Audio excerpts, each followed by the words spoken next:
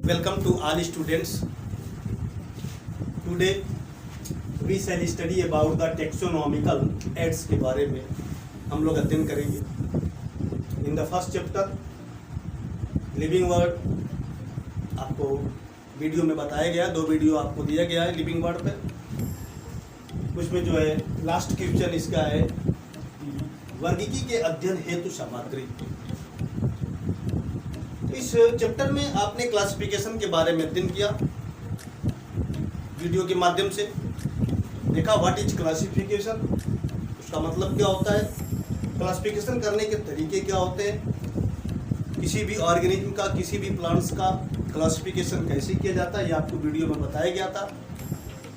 Classification के अंतर्गत identification की बात आई थी वीडियो में, नॉमेनक्लेचर की बात आई थी.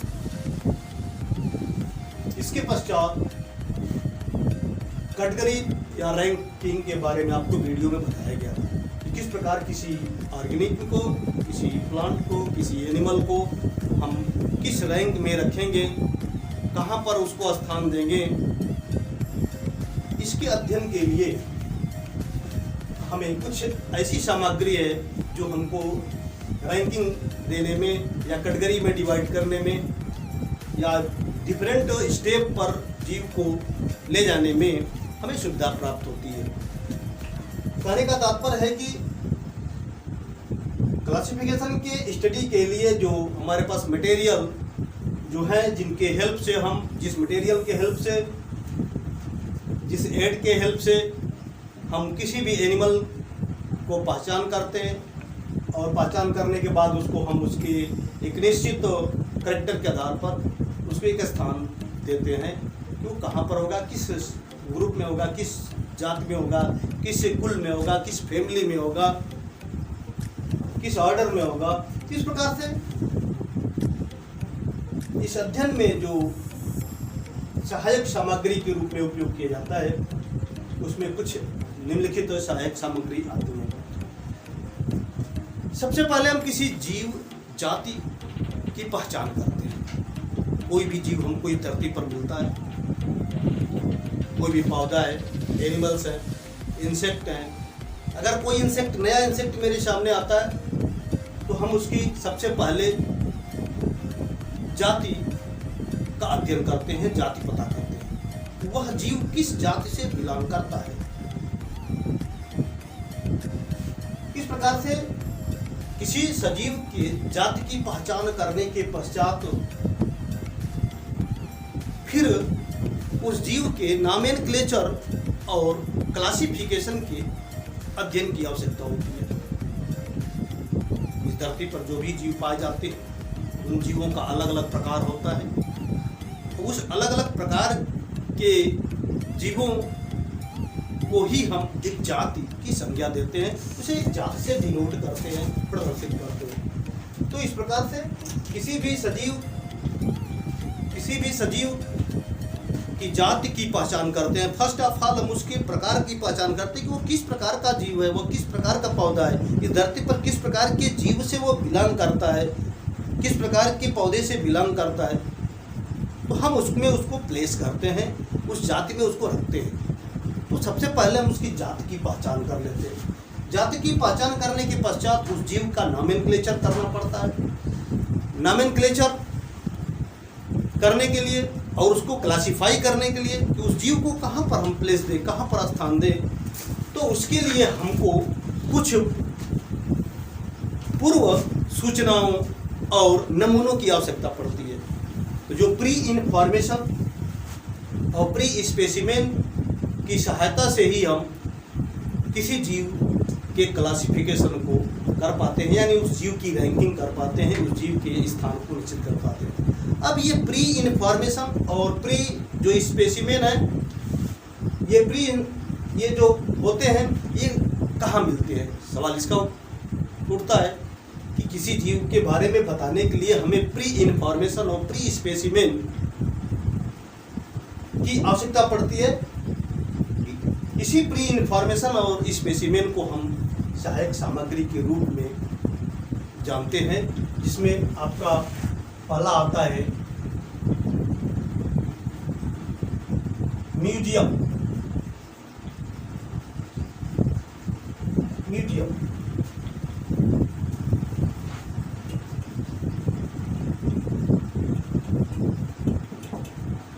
तो क्लासिफिकेशन करते समय हमें जो हेल्प मिलती है वो म्यूजियम से मिलती है, संग्रहालय से मिलती है।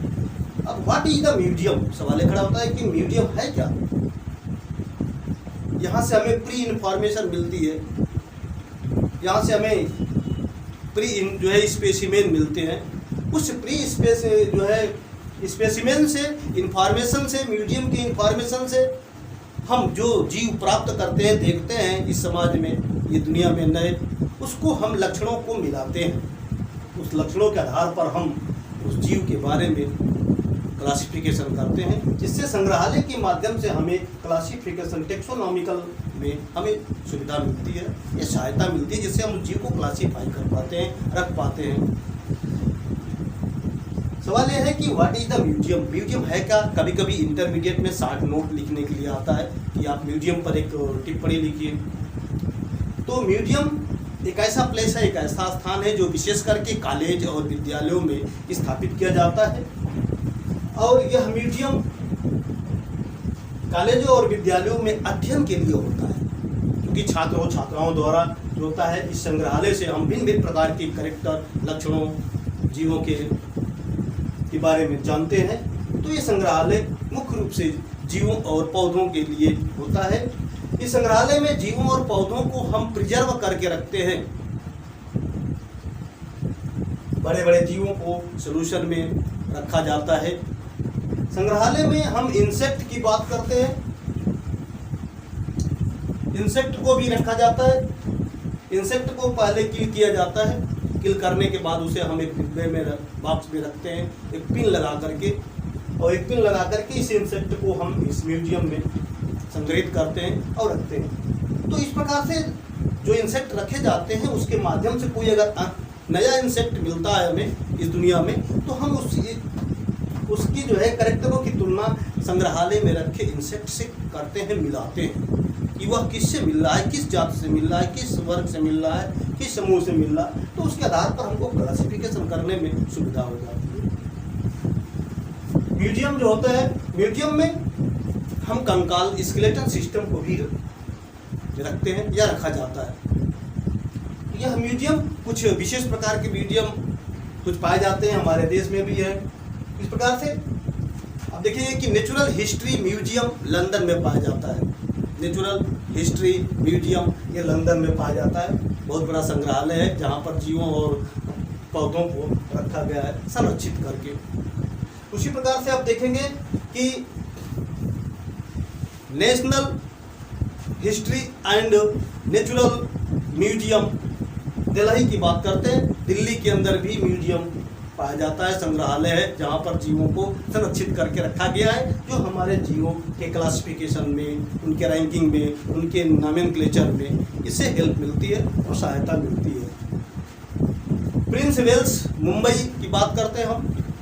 प्रिंस वेल्स मुंबई में एक म्यूजियम है इस नाम से, जहाँ पर जीवों को रखा जाता है। तो इस प्रकार से natural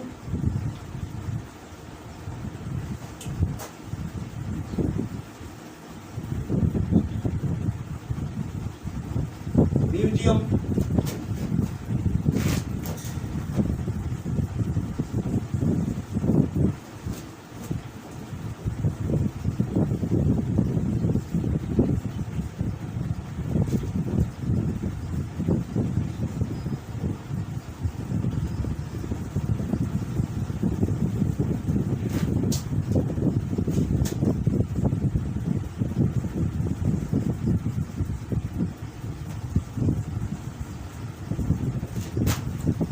national history and natural museum Delhi में पाया जाता है। इस प्रकार से कई बहुत से एग्जाम्पल हो गए जो संग्रहालय के, जो हमारे इंडिया में पाए जाते हैं, जहाँ पर जीवों को रखा जाता है। इस संग्रहालय से माध्यम से हमको टेक्सोनॉमिकल में जीवों के सहायता मिलती है। इसी प्रकार से दूसरा एड्स है, दूसरी जो सहायक सामग्री जो आपके सामने आता है वो है जूलॉजिकल पार्क।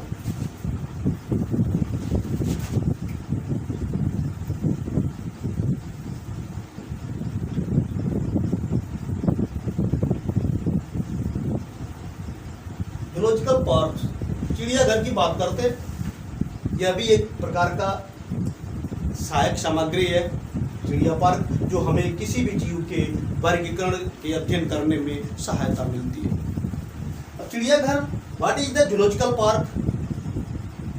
तो जूलॉजिकल पार्क एक ऐसा स्थान होता है जहां पर हम जंगली जानवरों को रखते हैं, फॉरेस्ट एनिमल को प्लेस किया जाता है, ठीक है। अब यहाँ पर फॉरेस्ट एनिमल जो भी पाए जाते हैं, उन फॉरेस्ट एनिमल्स को एक निश्चित स्थान पर रखा जाता है। उन जानवरों को उस स्थान पर उनके प्राकृतिक आवास के अनुसार रखने का प्रयास किया जाता है, ताकि वो जिस प्रकार के क्लाइमेट में रहते थे वो जानवर, उसी प्रकार का क्लाइमेट उस स्थान पर जूलॉजिकल पार्क में प्रदान किया जाए, दिया जाए, ताकि उनका जीवन जो है आसानी से चल सके। दूसरी बात इसमें है कि जो भी जानवर होते हैं वहाँ पर, वो मानव द्वारा उनकी देखरेख की जाती है। उनके भोजन, उनके आदि सामग्री की सहायता के लिए मानव की व्यवस्था होती है, जो उनके पूरी देखभाल करते हैं। चिड़ियाघर को देखने के लिए लोग जाते भी हैं, बच्चे भी जाते हैं, जहाँ पर भिन्न भिन्न प्रकार के जानवरों को रखा जाता है। अब इससे चिड़ियाघर के माध्यम से भी हमें जो है वर्गीकरण करने में हेल्प या सहायता मिलती है। सबसे पहला जूलॉजिकल पार्क इंडिया में मद्रास में स्थापित किया गया, और सबसे लार्जेस्ट जूलॉजिकल पार्क वर्ल्ड में ये साउथ अफ्रीका में क्रूगर में है, जिसे कहते हैं क्रूगर, साउथ अफ्रीका क्रूगर की बात करते हैं। तो इस प्रकार से ये जूलॉजिकल पार्क पर एक सामान्य टिप्पणी होती है, जिसकी सहायता से हम क्लासिफिकेशन या वर्गीकरण करने में यहाँ से हम लक्षणों का मिलान करते हैं, लक्षणों को देखते हैं कि कोई भी जीव मिला तो वो किस जीव से मिल रहा है, किस कैरेक्टर से मिल रहा है। तो हमको इससे एक सहायक सामग्री के रूप में भी चिड़ियाघर सहायक होता है, जो काम करता है।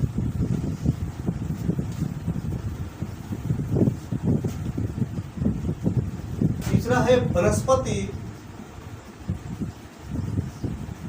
संग्रहालय।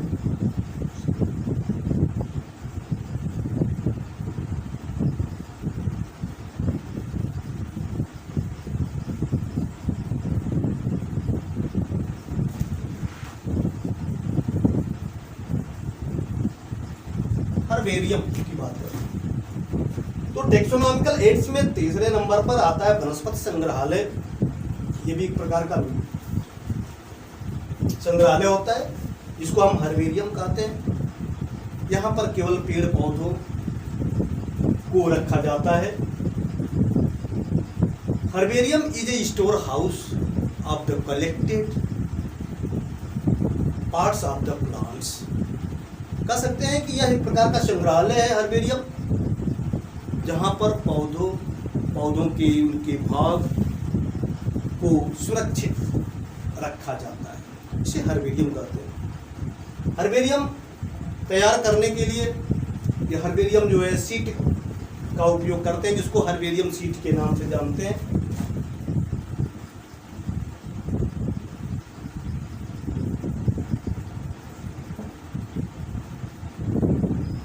हर्बेरियम शीट होता है जिस पर हर्बेरियम तैयार किया जाता है, फिर उसे संग्रहालय में रखा जाता है। उसमें भिन्न भिन्न प्रकार की प्रजाति पौधों की जातियाँ, उपजातियाँ आदि का संग्रह किया जाता है, जिनके लक्षणों के आधार पर, कैरेक्टर के आधार पर हम किसी अन्य पौधे या जीव का क्लासिफिकेशन करते हैं, जिसमें सहायता मिलती है।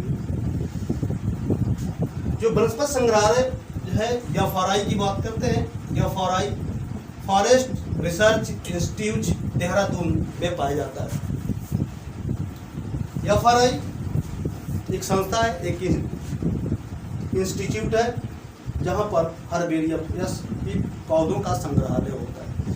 यह देहरादून में है।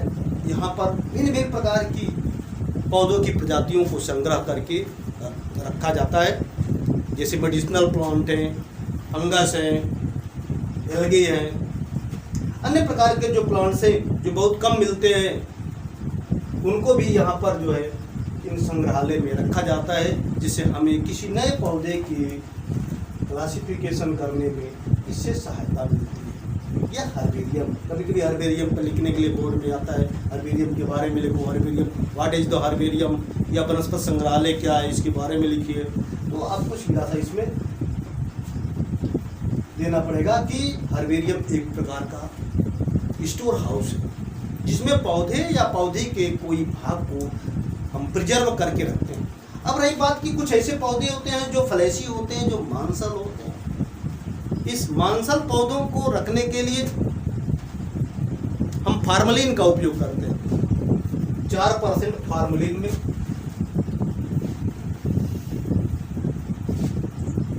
4% फार्मलिन में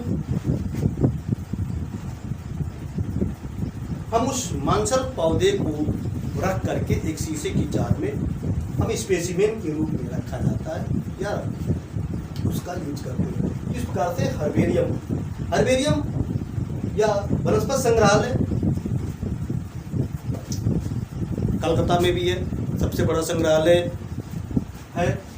इसको बॉटेनिकल गार्डन के नाम से भी जाना जाता है। कोलकाता में herbarium of the botanical garden Kolkata, Lucknow में भी पाया जाता है वनस्पति संग्रहालय। तो भारत के भिन्न भिन्न जगहों पर ये वनस्पति संग्रहालय बनाया गया जहाँ पर भिन्न भिन्न प्रकार के पाए जाने वाले पौधों या पौधों के भाग को संरक्षित करके रखा गया है। इस प्रकार से ये संग्रहालय हमारे वर्गीकरण के अध्ययन में सहायक होते हैं। इनकी सहायता से हम किसी जीव, किसी पौधे के हम आसानी से अध्ययन कर पाते हैं, उसको प्लेस कर पाते हैं, उसकी रैंकिंग क्या होगी, उसकी कैटेगरी क्या होगी।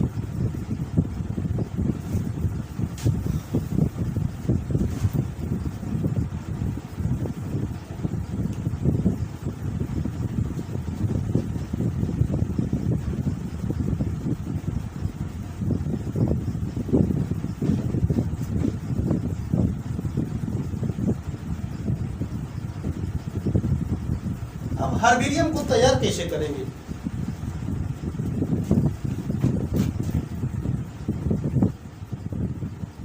Preparation of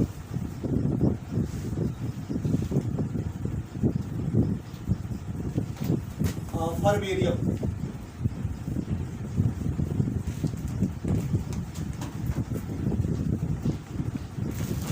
preparation of herbarium सबसे पहले हम होता है कि जिस पौधे या पौधे के किसी भाग को, पत्ती को, फूल को हम पौधे से अलग करते हैं। उसके बाद उसको हम एक वैस्कुलम बॉक्स में रखते हैं। हर्बेरियम बॉक्स में रख करके हम फिर विद्यालय में लाते हैं, उसे लैब में लाते हैं। अपने लैब में लाने के बाद पेपर के बीच इसे दबा करके पेपर के नीचे रख करके हम एक प्लांट प्रेस आता है, पादप प्रेस की सहायता से उसे दबाते हैं। जब यह हर्बेरियम सूख जाता है उसको हर्बेरियम शीट पर बीच में हम, ये हर्बेरियम शीट है, इस हर्बेरियम शीट के मध्य भाग में हम पौधे की लीफ को रखते हैं। सपोज दैट ये लीफ है, तो इसको टेप के माध्यम से हम चिपका देते हैं। इस प्रकार से हर्बेरियम शीट पर रखने के बाद उस पत्ते को हम टेप के माध्यम से चिपका देते हैं। इस प्रकार से ये हर्बेरियम तैयार होता है। हर्बेरियम को तैयार करने के लिए हमें scissors, knife, paper, lens, vasculum box आदि सहायक सामग्री की आवश्यकता पड़ती है। इस सहायक सामग्री की सहायता से हम एक हर्बेरियम तैयार कर पाते हैं। हर्बेरियम जो तैयार होता है इसके दाहिने साइड पर उसका जो होता है कलेक्टर का नाम लिखा जाता है।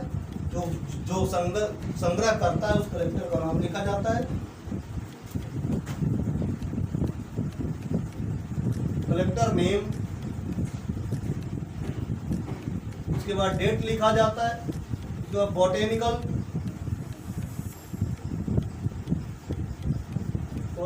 नेम देते हैं, लोकल नेम देते हैं,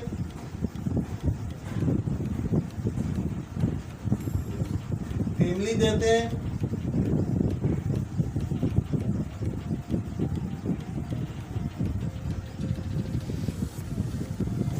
इस प्रकार से कलेक्टर नेम, हर्बेरियम के दाहिने राइट साइड में हम ये सब नाम लिखते हैं जो हर्बेरियम तैयार करते हैं। कलेक्टर नेम, जिसने इकट्ठा किया उसका नाम, डेट देते हैं किस दिनांक में लिया गया, बोटेनिकल नेम उसका लिखते हैं, लोकल नेम उसका स्थानीय नाम क्या है, उस पौधे का फैमिली कौन है, किस फैमिली का वो प्लांट बिलोंग करता है तो उस फैमिली का नाम देते हैं। फिर इसका यूज क्या है, फिर आइडेंटिफिकेशन देते हैं।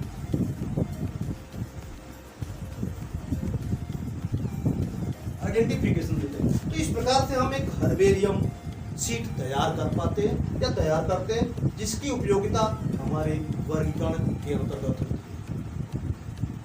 हर्बेरियम में रखे हुए जो भी पत्ती है, पौधे के भाग हैं, उन पौधे के भागों का अध्ययन वर्गीकरण के द्वारा। Okay, thank you.